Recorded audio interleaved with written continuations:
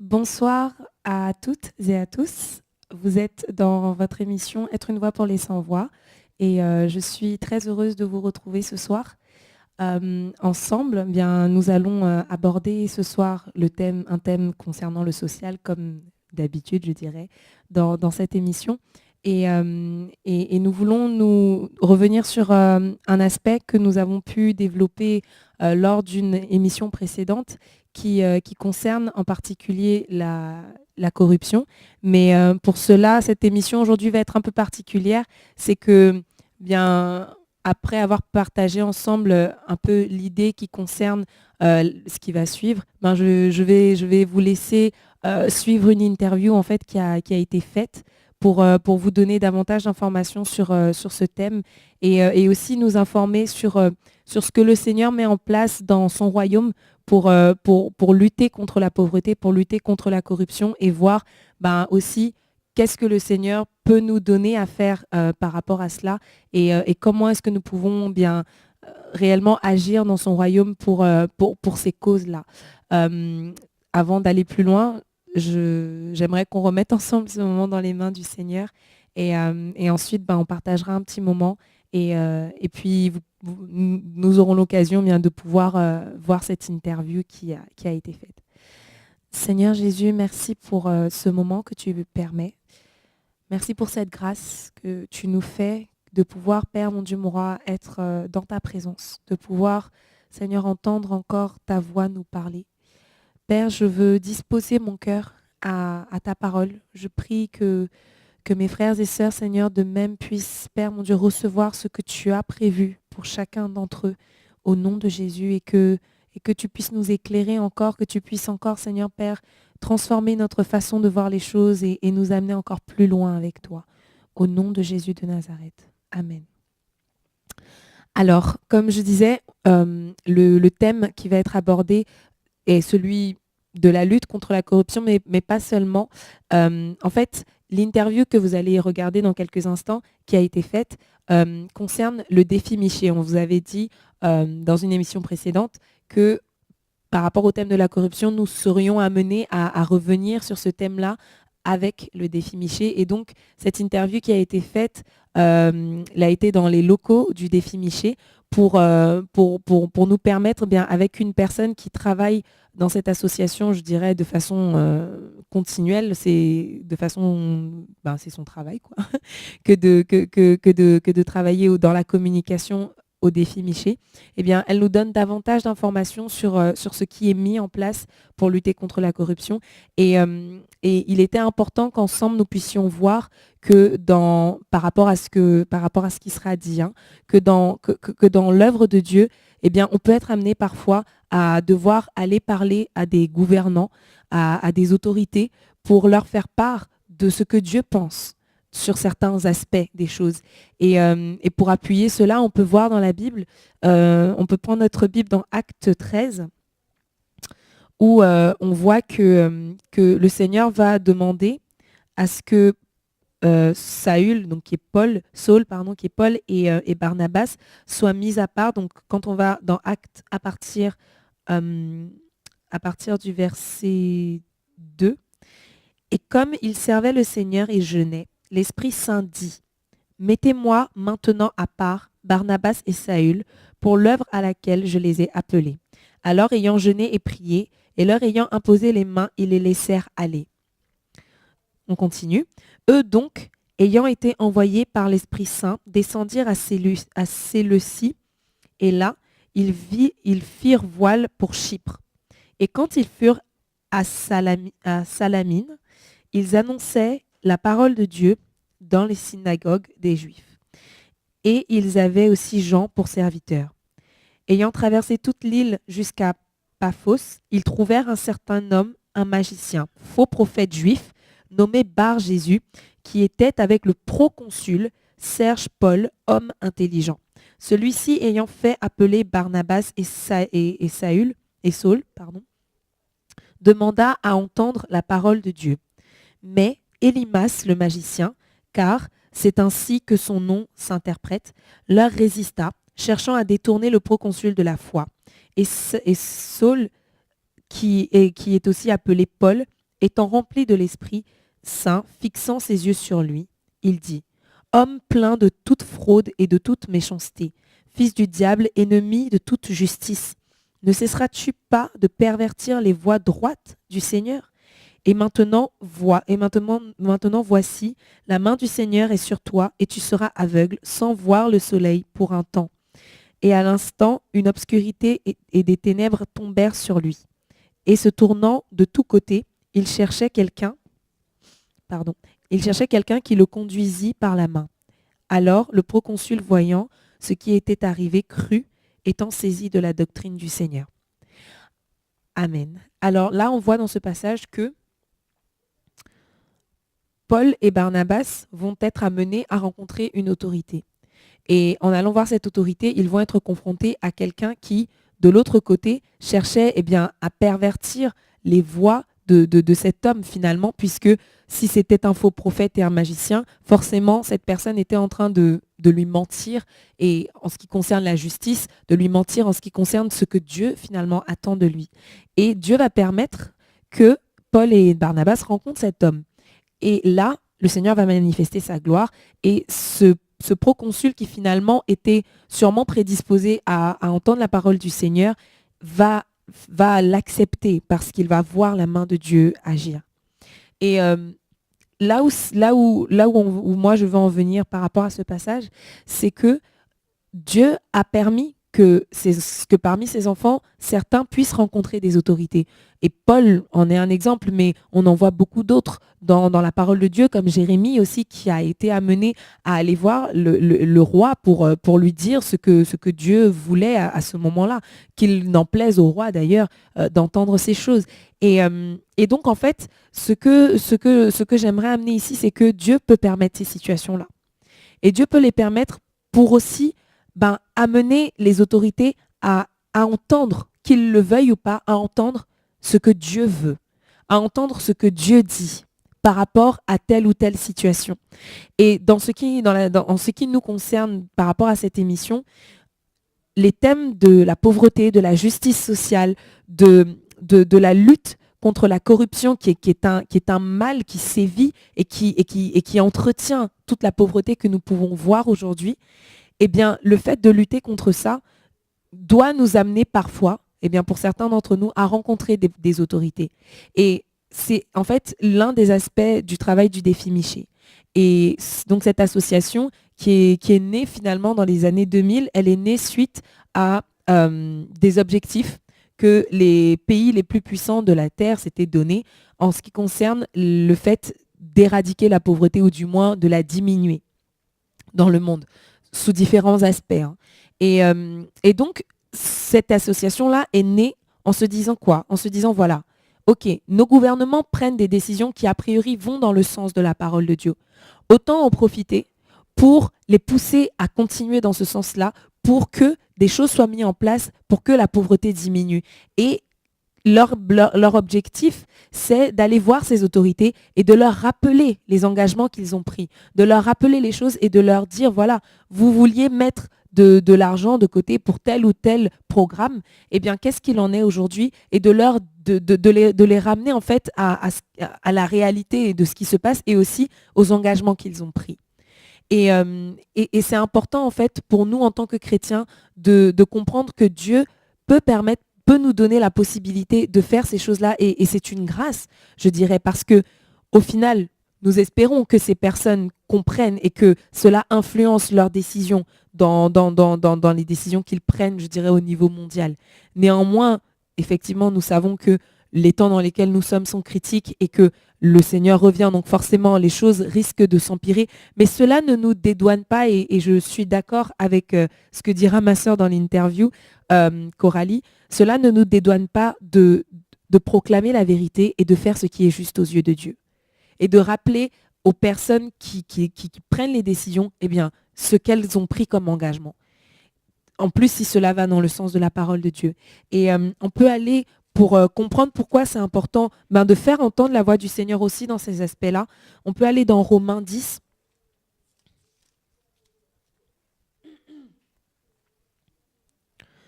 Dans Romains 10, à partir du verset 14, la Bible dit Comment donc invoqueront-ils celui en qui ils n'ont point cru?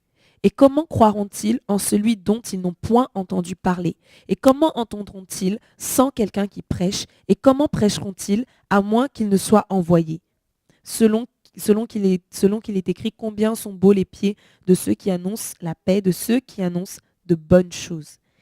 Et on voit ici que pour que ces hommes d'État, pour que ces gouvernants, ces autorités, eh bien, soient mis au courant, soient mis au fait de ce que Dieu pense, de ce que Dieu veut, si personne ne leur dit, si personne ne leur parle, si nous, en tant que chrétiens, nous ne prenons pas part à ce qui se passe même, ne serait-ce que dans notre commune, ne serait-ce que dans notre localité, si nous ne faisons pas entendre la voix du Seigneur, en fait, par rapport à ces aspects-là, comment entendront-ils, en fait? Ce que j'aimerais que nous comprenions, c'est que dans le temps d'obscurité dans lequel nous sommes, Dieu nous appelle comme une lumière. Et cette lumière est appelée donc à briller, et elle est appelée à briller dans tous les aspects. Et effectivement, que les personnes comprennent ou pas ce que nous disons, que les personnes acceptent ou pas la justice de Dieu, cela ne doit pas nous empêcher en fait de la proclamer tout simplement et d'amener à la lumière ce qui est dans les ténèbres. De refuser en fait bien tout simplement d'être passif, d'être oisif et de ne rien dire quand par exemple nous voyons des décisions prises dans nos États, dans nos villes qui ne vont pas dans le sens de la parole de Dieu.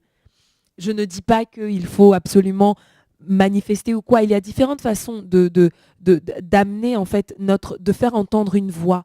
Mais c'est important de ne pas rester silencieux en fait. C'est important de prendre part. C'est important même que ce soit au travail, à l'école, à l'université, où que l'on se trouve, eh bien, de savoir faire la part des choses et de savoir prendre position pour la vérité, de savoir prendre la défense de quelqu'un lorsque cette personne se retrouve dans une situation et qu'elle est accusée injustement, par exemple. Que cette personne soit chrétienne ou pas. Dieu nous appelle en fait à manifester sa justice dans tous les aspects. Et lorsque, par exemple, des choix sont faits par nos gouvernants ou nos autorités et que nous pouvons dire quelque chose, que nous avons l'occasion de pouvoir parler, eh bien faisons-le. Faisons entendre en fait la voix du Seigneur. Non pas que forcément, ils changeront d'avis ou pas, parce que, encore une fois, nous savons les temps dans lesquels nous sommes. Mais ils ne pourront pas dire qu'ils n'ont pas entendu la parole de Dieu. Ils ne pourront pas dire qu'ils ne connaissaient pas la vérité. Quelle que soit la décision qu'ils prennent ensuite, même si nous espérons que Dieu puisse toucher leur cœur et qu'ils changent. Donc, ce que je veux dire par là, c'est que en ce qui concerne le social et tout ce qui concerne l'aspect de la lutte contre la corruption, ce sont des choses en fait que nous devons au préalable nous-mêmes prendre à cœur et que nous devons en fait intégrer dans nos vies de tous les jours afin que dans notre façon de réfléchir, nous soyons nous-mêmes déjà des personnes averties et des personnes conscientes de ce qui se passe dans notre environnement, dans notre pays, dans nos communes, et que nous sachions prendre position pour la vérité lorsque le Seigneur nous donne l'occasion de le faire.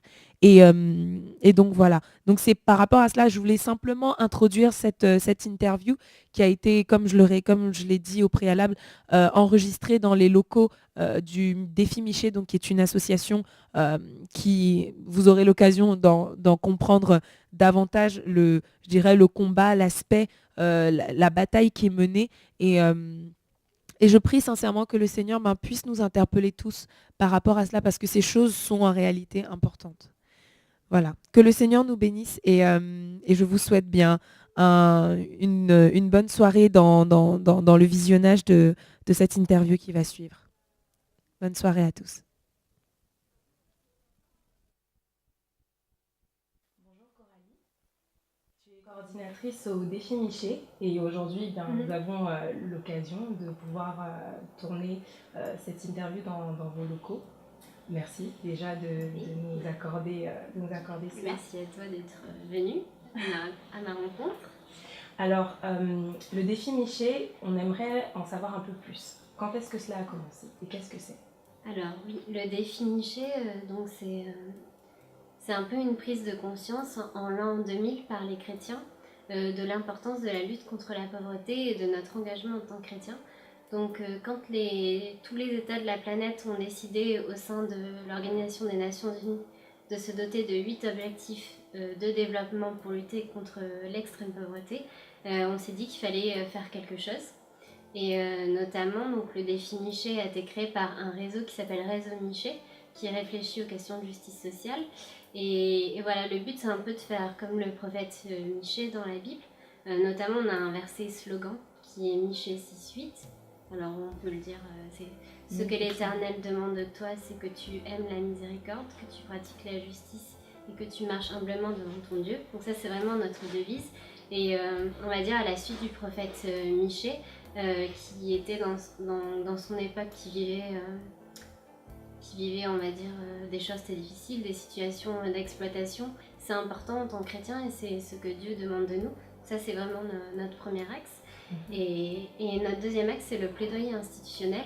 Donc, il y a une démarche un peu plus particulière, puisqu'on s'adresse directement aux gouvernants.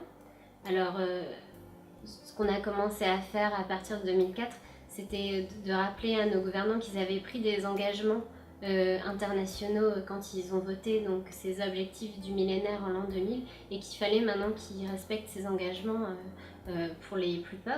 Et en même temps, on a élargi ce qu'on appelle notre plaidoyer pour demander à tous nos gouvernants qui ont les moyens d'agir et de prendre des décisions en faveur des plus pauvres, pour leur demander vraiment de nouvelles législations, que ce soit sur la transparence, sur la corruption, on en parlera certainement après, voilà, toutes ces questions, lutte contre la pauvreté, financement, etc.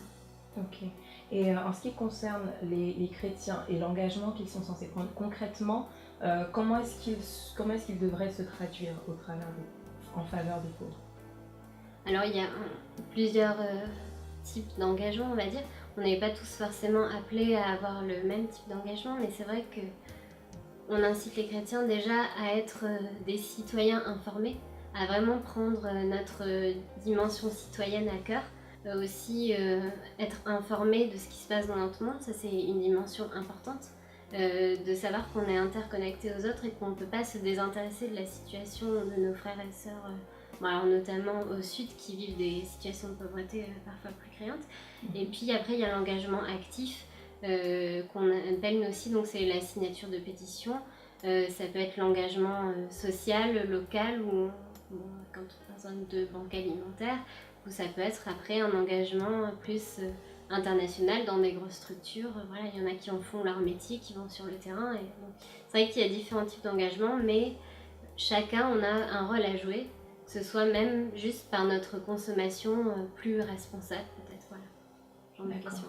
Et est-ce que tu penses vraiment que cet engagement peut avoir un réel impact dans le monde? Est-ce qu'il peut être déterminant? Alors ça, c'est une question difficile.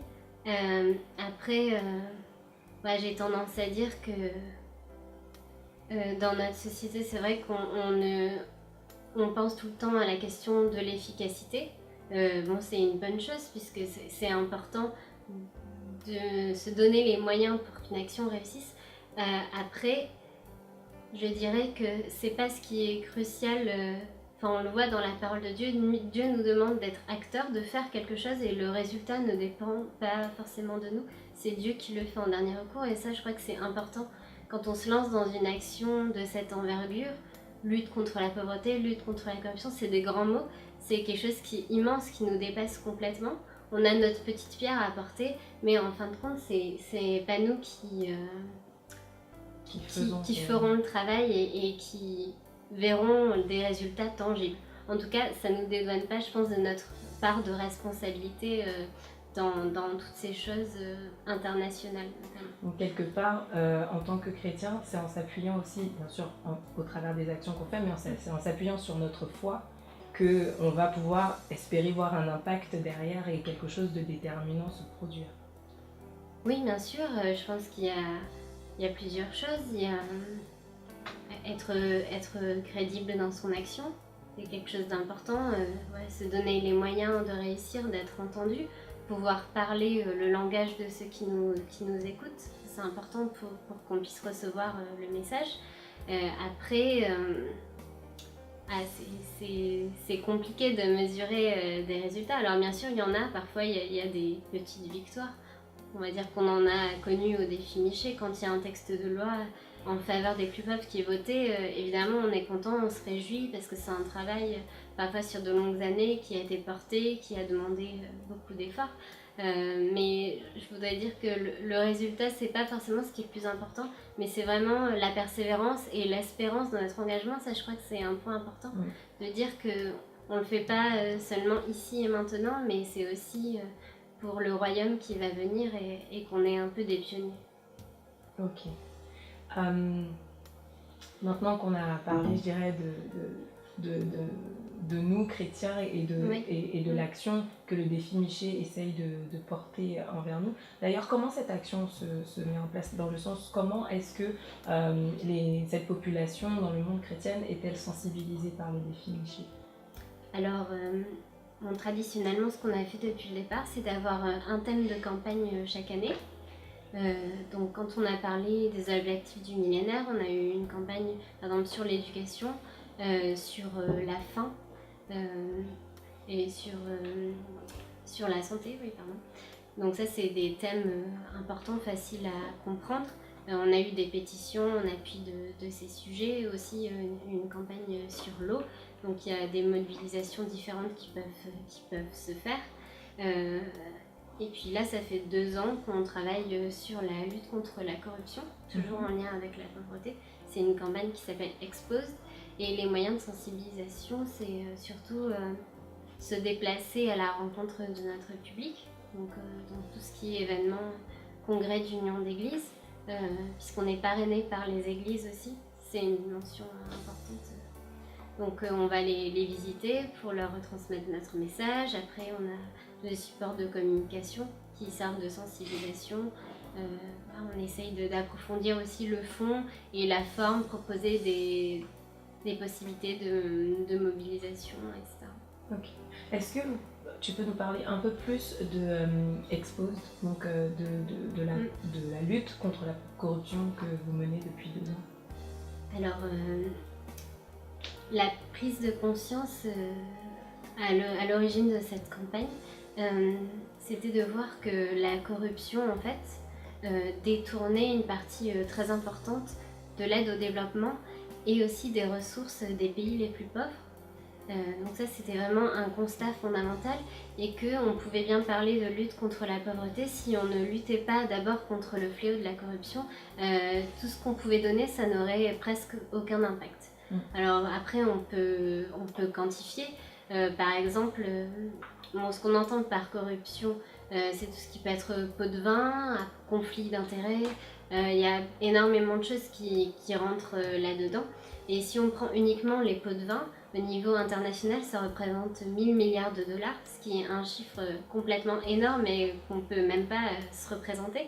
Mais voilà, c'est une réalité, ça a un impact pour les pays les plus pauvres.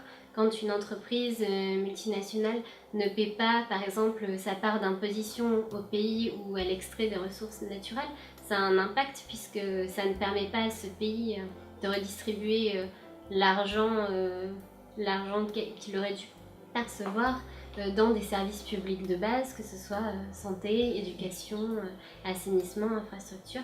Voilà, et on en connaît tous les conséquences. Après, donc ça, c'est le lien fondamental, ce lien entre manque à gagner pour les gouvernements et perte de redistribution pour les populations, manque de services publics. C'est vraiment ce qui nous choque dans la corruption, en fait. Est-ce que vous avez des exemples de choses qu'on peut mettre en place pour lutter contre cette corruption finalement, ou est-ce que vous avez déjà pensé à mener certaines actions contre cette corruption? Alors, pour nous, ce qu'on propose, en fait, il y a 3 niveaux, on va dire, de mobilisation qu'on propose aux chrétiens. C'est d'abord un engagement personnel contre la corruption. Donc voilà, par exemple, on a fourni des cartes d'engagement personnel où soi-même on s'investit une mission de vivre une vie éthique, en fait, que ce soit dans le vote, dans la défense des injustices que l'on peut voir autour de nous, ou dans notre contexte, dans l'entreprise, à l'université, etc. Donc ça, c'est le premier pas. Et comme je disais tout à l'heure, être un citoyen informé, c'est-à-dire pouvoir faire la lumière sur les événements qui se passent, c'est déjà un premier pas dans la lutte contre la corruption. Après, nous, ce qu'on propose chaque année, c'est aux églises d'organiser sur une base volontaire une mobilisation. Alors cette année, c'est du 17 au 19 octobre. Quelques jours de mobilisation où notamment on organise une veillée de prière spécifique.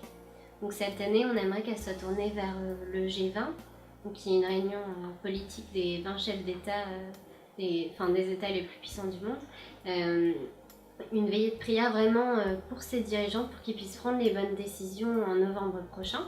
Voilà, ça c'est une chose qu'on peut organiser, qu'on n'a peut-être pas souvent l'occasion, on va dire, de faire dans une église, de prier pour nos dirigeants, vraiment en ayant à cœur les plus pauvres et ces questions de corruption.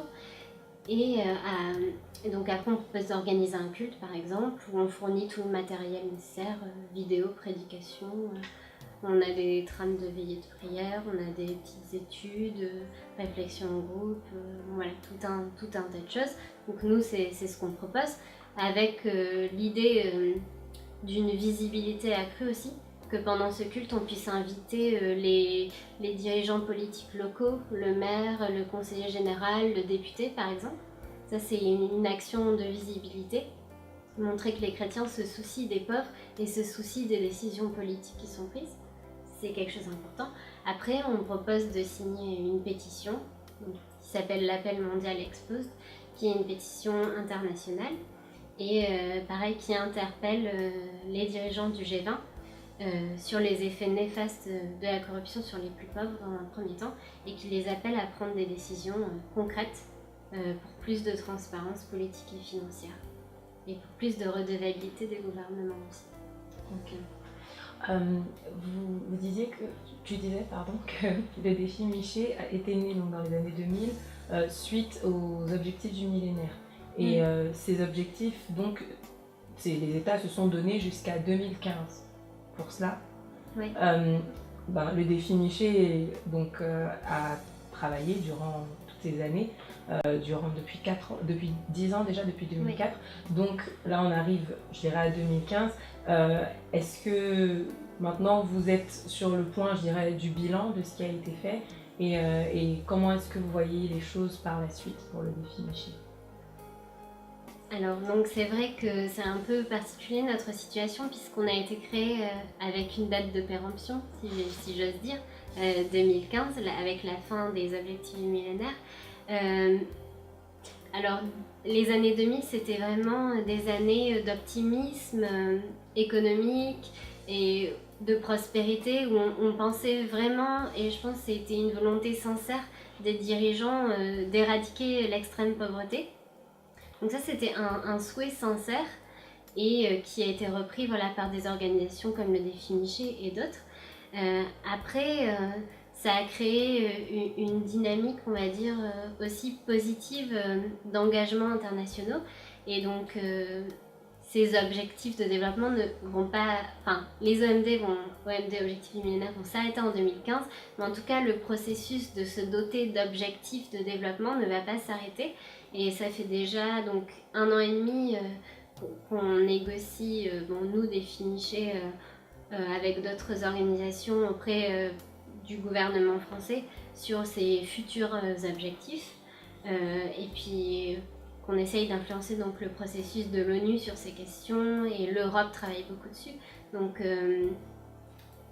alors le Défi Miché dans sa forme actuelle va certainement se modifier. On ne sait pas encore si on va se raccrocher aux futurs objectifs qui seront votés en septembre 2015. Mais en tout cas, c'est sûr que notre travail de plaidoyer, de sensibilisation ne va pas s'arrêter. En tout cas, c'est pas souhaitable, je pense, puisque c'est quelque chose d'un peu unique en fait, cette organisation internationale de plaidoyer chrétien en plus, et qui réunit tous les mouvements du protestantisme. Donc ça, c'est quelque chose d'assez unique et c'est sûr qu'on n'a pas envie de perdre ce travail qui est important auprès des chrétiens, auprès des gouvernements. Après, on verra bien. Pour le moment, tout est ouvert. En ce qui nous concerne, en 2015, on reprendra vraiment ce sujet des objectifs du millénaire et des futurs objectifs, donc qui s'appelleront objectifs de développement durable. On reprendra ce thème de plein fouet avec certainement l'organisation d'un colloque et d'un concert pour faire le bilan des objectifs du millénaire, savoir ce qui a été positif, ce qui a été négatif, ça c'est important de tirer des conclusions. Et puis d'un autre côté, de pouvoir aussi réfléchir à la suite. Qu'est-ce que les chrétiens ont appris pendant ces 10 ans de travail du défi niché, ou peut-être pas, quels sont les manquements, qu'est-ce qu'on doit faire pour la suite, comment est-ce qu'on a envie de voir le monde après 2015, quel cadre de développement, et puis bon, ce seront des objectifs jusqu'en 2030. Donc c'est vrai que c'est peut-être c'est une vision du monde qui sera posée pour les 15 prochaines années, et je pense que c'est important que les chrétiens vraiment prennent ce sujet à cœur et soient mobilisés pour qu'on puisse en ressortir voilà, le meilleur. Avant de terminer cette interview, Oui. Est-ce que tu peux nous dire ce que ce travail t'a apporté personnellement pendant ces années à réfléchir sur ces thèmes de lutte contre la pauvreté, de corruption aussi, de lutte contre la corruption? Qu'est-ce qu'il en est ressorti pour toi? Alors, c'est un travail très intéressant et très prenant, puisque, enfin voilà, nous on parle beaucoup de mission intégrale et c'est vrai que c'est une façon de mettre sa foi en action. Donc c'était ça mon premier attrait dans ce travail. Après, être au contact des gouvernants, ça permet aussi d'être plus réaliste sur les propositions qu'on peut faire en termes de politique. Et ça permet, alors parfois on l'espère toujours, même si c'est pas à hauteur de nos espérances, mais d'influencer en tout cas les processus internationaux dans une certaine mesure et de montrer que les chrétiens sont présents sur ces sujets. Donc ça c'était vraiment quelque chose d'important pour moi, et de mobiliser mes frères et sœurs qui sont pas toujours très au fait de l'actualité ou des enjeux internationaux. Okay. Merci beaucoup Coralie pour cette interview. Merci à toi.